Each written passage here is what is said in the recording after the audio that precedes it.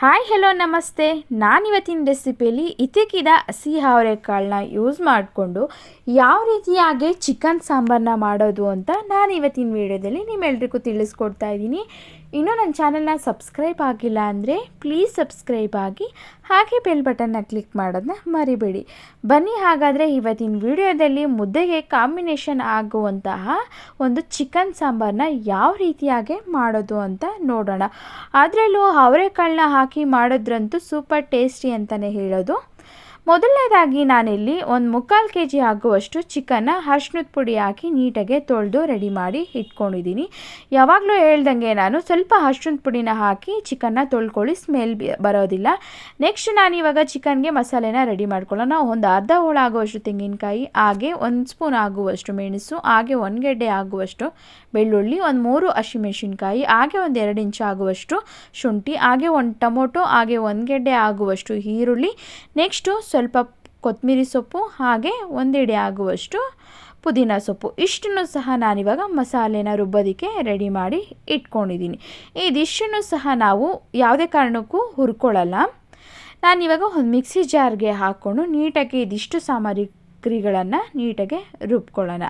ಮೊದಲನೇದಾಗಿ 1 ಟೊಮೊಟೊ, ಹಾಗೆ ಸ್ವಲ್ಪ ಕೊತ್ತಂಬರಿ ಸೊಪ್ಪು, ಹಾಗೆ 1 ಹಿಡಿ ಆಗುವಷ್ಟು ಪುದೀನ ಸೊಪ್ಪು, ನೆಕ್ಸ್ಟು ತೆಂಗಿನಕಾಯಿ ಪೀಸಸ್ನ ಹಾಕ್ಕೊಂಡು, ನೆಕ್ಸ್ಟು ನಾವು ಏನು ಎಲ್ಲನೂ ಸಹ ರೆಡಿ ಮಾಡಿ ಇಟ್ಕೊಂಡಿದ್ದೀವಿ ನೋಡಿ, ಮೆಣಸು, ಹಾಗೆ ಬೆಳ್ಳುಳ್ಳಿ, ಹಾಗೆ ಈರುಳ್ಳಿ, 3 ಹಸಿಮೆಣಸಿನ್ಕಾಯಿ, 2 ಇಂಚು ಆಗುವಷ್ಟು ಶುಂಠಿ, ಇದಿಷ್ಟನ್ನು ಸಹ ನಾವಿವಾಗ ನೀಟಾಗಿ ನುಣ್ಣಗೆ ರುಬ್ಕೊಳ್ಳೋಣ. ಇದಿಷ್ಟು ಹಾಕ್ಕೊಂಡಿದ್ದಾದಮೇಲೆ ನಾನಿವಾಗ 1 ಸ್ಪೂನ್ ಆಗುವಷ್ಟು ಗಸಗಸೆ, ಹಾಗೆ 1 ಸ್ಪೂನ್ ಆಗುವಷ್ಟು ಕಡಲೆ, ಆಪ್ಷನಲ್ಲು, ಬೇಕಂದರೆ ಹಾಕ್ಕೊಳ್ಳಿ, ಇಲ್ಲಾಂದರೆ ಸ್ಕಿಪ್ ಮಾಡಿ. ಸಾಂಬಾರು ಸ್ವಲ್ಪ ಗಟ್ಟಿ ಬರುತ್ತೆ ಅಂತ ಹೇಳ್ಬಿಟ್ಟು ನಾನಿಲ್ಲಿ ಕಡಲೆನ ಯೂಸ್ ಮಾಡ್ತಾಯಿದ್ದೀನಿ. ಹಾಗೆ ಸ್ವಲ್ಪ ಫ್ಲೇವರಿಗೋಸ್ಕರ 1 ಸ್ಪೂನ್ ಆಗುವಷ್ಟು ಸೋಂಪು, 1 ಇಂಚು ಆಗುವಷ್ಟು ಚಕ್ಕೆ, ಹಾಗೂ ಒಂದು 4 ಲವಂಗನ ಸೇರಿಸಿ ಈ ರೀತಿಯಾಗಿ ನುಣ್ಣಗೆ ರುಬ್ಕೊಳ್ಳಿ. ಸ್ವಲ್ಪ ನೀರನ್ನ ಆ್ಯಡ್ ಮಾಡಿಕೊಂಡು ಈ ರೀತಿಯಾಗಿ ನುಣ್ಣಗೆ ಮಸಾಲೆನ ರುಬ್ಬಿಟ್ಕೊಳ್ಳೋಣ. ನೆಕ್ಸ್ಟು ರುಬ್ಬಿರೋಂಥ ಮಸಾಲೆನ ಪಕ್ಕಕ್ಕಿಟ್ಟು ಒಂದು ಪ್ಯಾನ್ನ ತೊಗೊಂಡು ನಾವಿಲ್ಲಿ ಒಂದು 2-3 ಸ್ಪೂನ್ ಆಗುವಷ್ಟು ಆಯಿಲ್ನ ಸೇರಿಸಿ, ನಾನಿಲ್ಲಿ 1/4 kg ಆಗುವಷ್ಟು ಅವರೆಕಾಳನ್ನ ನೀಟಾಗಿ ನೆನೆಸಿ ತೊಳೆದು ಇಟ್ಕೊಂಡಿದ್ದೀನಿ.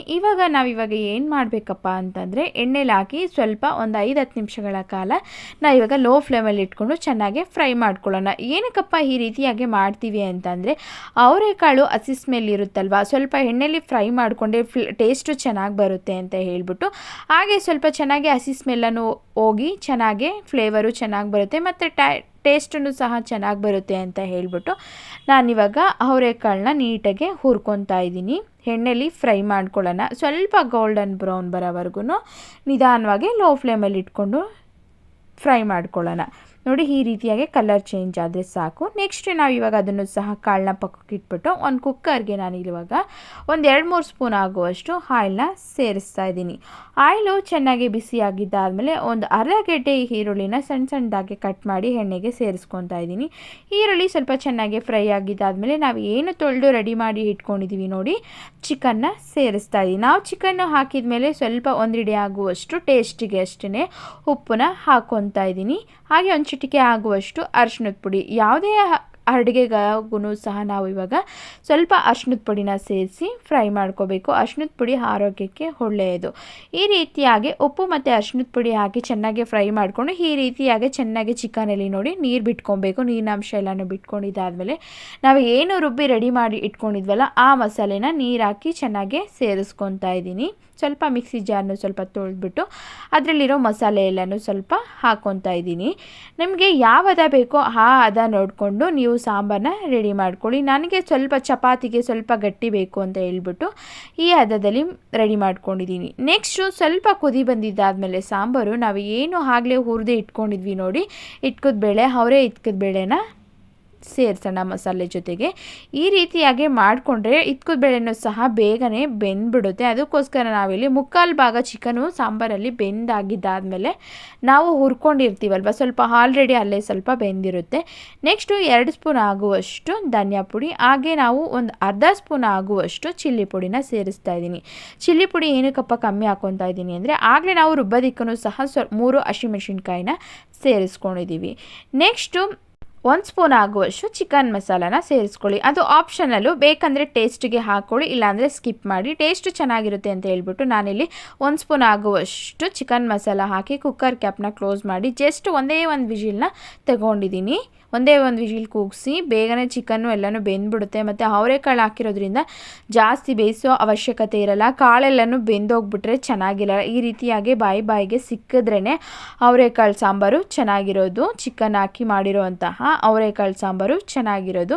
ಈ ರೀತಿಯಾಗಿ ಜಸ್ಟ್ ಒಂದೇ ಒಂದು ವಿಜಿಲ್ನ ಕೂಗಿಸ್ಕೊಂಡು ಬೇಗನೆ ಕ್ಯಾಪ್ನ ಓಪನ್ ಮಾಡಿಬಿಟ್ಟು ನಿಧಾನವಾಗಿ ಎಲ್ಲನೂ ಚೆನ್ನಾಗಿ ತಿರುಗಿಸ್ಕೊಳ್ಳಿ. ಈ ರೀತಿಯಾಗಿ ಅವರೆಕಾಳನ್ನ ಹಾಕಿ ಮಾಡಿರುವಂತಹ ಚಿಕನ್ ಸಾಂಬಾರು ರೆಡಿಯಾಗಿದೆ. ಚಿಕನ್ ಸಾಂಬಾರು ಮತ್ತು ಅವರೆಕಾಳನ್ನ ಹಾಕಿ ಮಾಡಿದರೆ ಯಾರಿಗೆ ತಾನೇ ಇಷ್ಟ ಇಲ್ಲ ಹೇಳಿ. ಅದರಲ್ಲೂ ಅವರೆಕಾಳು ಸೀಸನಲ್ಲಿ ಸಿಕ್ಕಾಬಟ್ಟೆ ಅವರೆಕಾಳು ಮನೇಲಿ ಅವರೆಕಾಳಿನಿಂದ ಏನೇನು ರೆಸಿಪಿಗಳನ್ನ ಮಾಡಬೇಕು ಮತ್ತು ಏನೇನೆಲ್ಲ ಮಾಡ್ಬೋದು ಎಲ್ಲ ಮಾಡ್ತಾನೆ ಇರ್ತಾರೆ. ಸಂಕ್ರಾಂತಿ ಹಬ್ಬಕ್ಕಂತೂ ಮೇಯ್ನಾಗೆ ಅವರೆಕಾಳು ಇರಲೇಬೇಕು. ಈ ರೀತಿಯಾಗಿ ನಾನು ಇದ್ಕಿದ್ದ ಅವರೆಬೇಳೆನ ಹಾಕ್ಬಿಟ್ಟು ಚಿಕನ್ ಸಾಂಬಾರನ್ನ ಮಾಡ್ಕೊಂಡಿದ್ದೀನಿ. ಅದರಲ್ಲೂ ಪರ್ಫೆಕ್ಟ್ ಕಾಂಬಿನೇಷನ್ ಏನಪ್ಪ ಅಂತಂದರೆ ರಾಗಿ ಮುದ್ದೆ ಸೂಪರ್ ಟೇಸ್ಟಿಯಾಗಿರುತ್ತೆ ಅಂತಲೇ ಹೇಳ್ಬೋದು. ಚಪಾತಿ ಪೂರಿ ಎಲ್ಲದಕ್ಕೂ ಒಂದು ಸೂಪರ್ ಕಾಂಬಿನೇಷನ್ ಅಂತಲೇ ಹೇಳ್ಬೋದು. ನೋಡಿ, ಕಾಳು ಜಾಸ್ತಿ ಬೇಯಿಸ್ಕೊಳ್ಳೋಬೇಡಿ, ಈ ರೀತಿಯಾಗಿ ಇದ್ರೇ ಸಾಂಬಾರು ಟೇಸ್ಟ್ ಚೆನ್ನಾಗಿರೋದು. ಹಾಗೆ ನೋಡಿದ್ರಲ್ಲ, ಹಿದ್ಕಿದ ಅವರೆಕಾಳನ್ನ ಯೂಸ್ ಮಾಡಿಕೊಂಡು ಯಾವ ರೀತಿಯಾಗಿ ಚಿಕನ್ ಸಾಂಬಾರನ್ನ ಮಾಡೋದು ಅಂತ. ಇವತ್ತಿನ ವಿಡಿಯೋ ನಿಮ್ಮೆಲ್ರಿಗೂ ಇಷ್ಟ ಆಗಿದೆ ಅಂತ ತಿಳ್ಕೊತೀನಿ. ನನ್ನ ಚಾನಲ್ನ ಸಬ್ಸ್ಕ್ರೈಬ್ ಮಾಡೋದನ್ನ ಮರಿಬೇಡಿ. Thank you.